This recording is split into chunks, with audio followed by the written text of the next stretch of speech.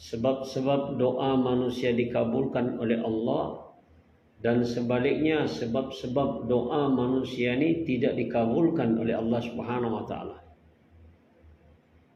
Suatu ulama, Ibrahim bin Adam, pernah ditanya oleh kaumnya, "Ya Maulana, kami ingin bertanya, Allah katakan dalam Al-Quran, Ud'uni astajib lakum, berdoalah kamu kepadaku, niscaya doa kamu akan dikabulkan oleh Allah Subhanahu wa taala."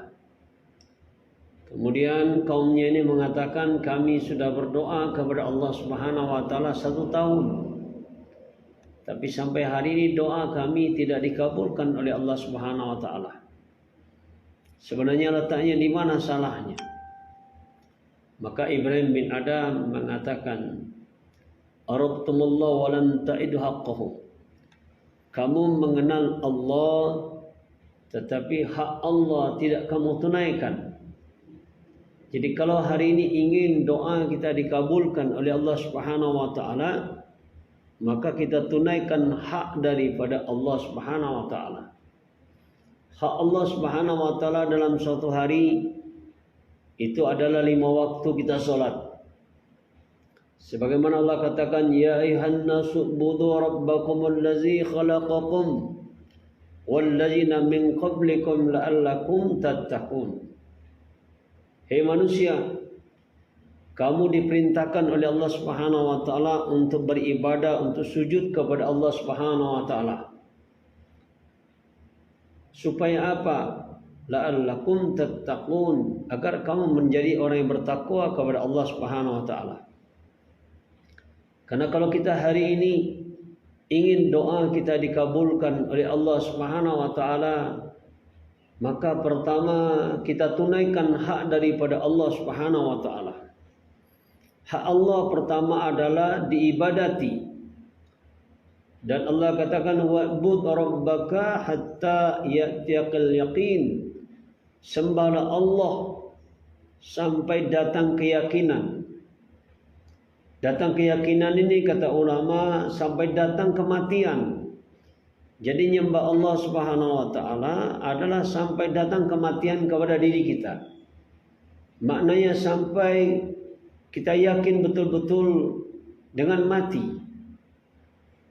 Sampai datang keyakinan dengan kematian. Jadi ini syarat doa manusia dikabulkan oleh Allah Subhanahu wa taala, maka manusia menunaikan hak Allah Subhanahu wa taala. Hak Allah manusia kepada manusia ini di samping ibadah, yang kedua hak Allah la'allakum tashkurun. Bagaimana kamu di atas muka bumi ini kamu mensyukuri nikmat yang kuberikan. Allah tidak meminta bayar rekening matahari, udara, segala macam, tetapi yang diinginkan oleh Allah adalah kamu bersyukur kepada Allah Subhanahu wa taala. Jadi kamu bersyukur kepada Allah Subhanahu wa taala, inilah yang diinginkan oleh Allah Subhanahu wa taala. Jadi hadirin yang dimuliakan oleh Allah Subhanahu wa taala, bagaimana kita menyembah Allah? Hak Allah ditunaikan. Banyak hak Allah kepada manusia ini. Pertama, ibadah. Yang kedua, bersyukur. Yang ketiga, hendaklah kita menolong agamanya Allah Subhanahu wa taala. Ini 3 perkara minimal ada pada diri kita.